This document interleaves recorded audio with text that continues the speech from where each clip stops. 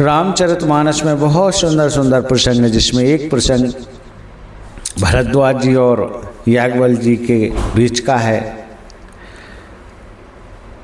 प्रयागराज में जो माघ मेला भरता है आज के समय में, उसके संबंध में चौपाई है। माघ मकरगत रवि जब होई, तीरथ पथि आओ सब कोई। देव तनुज के नर नर सैनी, सादर मंजहि सकल त्रिवेणी।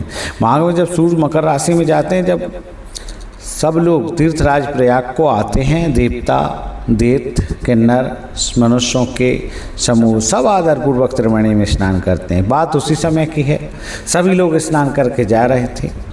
लेकिन एक बार पूरे मकर वर्ग जब स्नान करके सब मुनीश्वर अपने अपने आसमान को लौट गए, लेकिन परम ज्ञानी याज्ञवल्क्य जी मुनि को चरण पकड़कर भरद्वाज जी ने रोक लिया। और रोककर भरद्वाज जी ने कहा, एक चौपाई आती जिसमें, नाथ एक संसव बड़ मोरे, करगत वेद तत्व सब तोरे। कहत सो मोहे लागत भय लाजा, जो न कहूँ बड़ होए अकाजा। कभी कभी जीवन में ऐसे संशय आ जाते जिनको कहने से शर्म आती है, नहीं कहें तो हानि हो जाती है।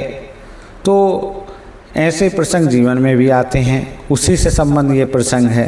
हे नाथ, मेरे मन में एक बड़ा संदेह है। भरद्वाज जी ने कहा कि हे नाथ, मेरे मन में एक बड़ा संदेह है।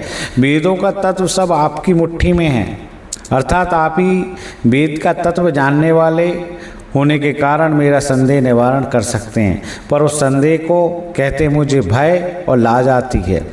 भय इसलिए कि कहीं आप यह न समझें कि मेरी परीक्षा ले रहा है, और लाज इसलिए कि इतनी आयु बीत गई, अब तक ज्ञान ना हुआ, और यदि नहीं कहता तो बड़ी हानि होती है, क्योंकि अज्ञानी बना रहता हूँ।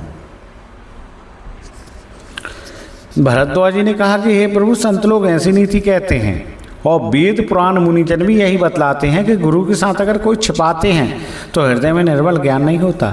यही सोचकर मैं अपना अज्ञान प्रकट करता हूँ। हे नाथ, सेवक पर कृपा करके इस अज्ञान का नाश कीजिए। संतों, पुराणों और उपनिषदों ने राम नाम के असीम प्रभाव का गान किया है।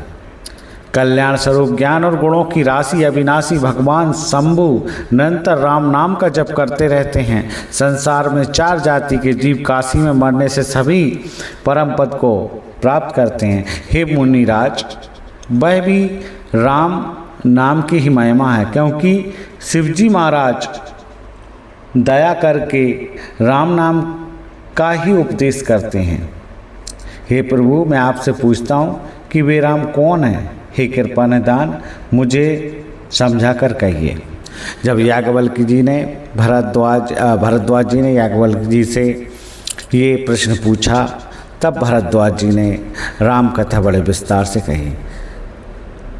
उस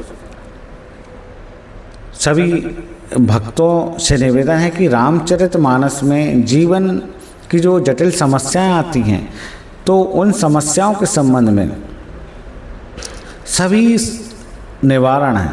अगर हम रामचरितमानस